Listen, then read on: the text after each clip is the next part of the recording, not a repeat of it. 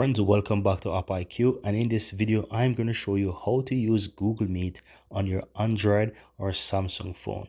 Now, if you have an Android or Samsung phone, most likely you will be signing in with a Google account, right? And once you sign into a Google account, this is going to give you all of those different Google apps that you can find on your phone. So you can either go ahead and search for Google Meet by swiping up and type in Meet, and you should find the Google Meet application there that you can open.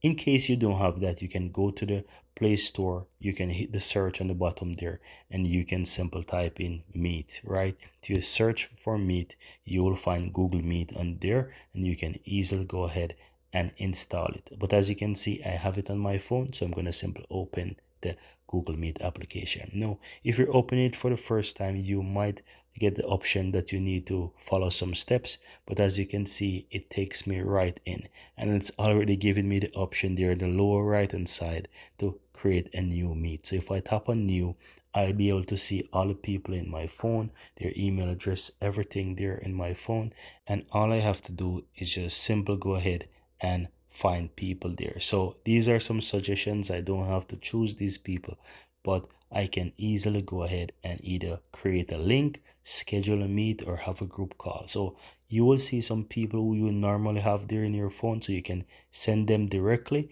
or you can either create a link and click got it, and this will organize a link for you that you can go ahead and copy and share with someone, right? So if you have the link, you can go ahead and you can do so, or you can click on schedule, and once you click on schedule, you can go through the steps here. You can set up the time and the date, you can add the people.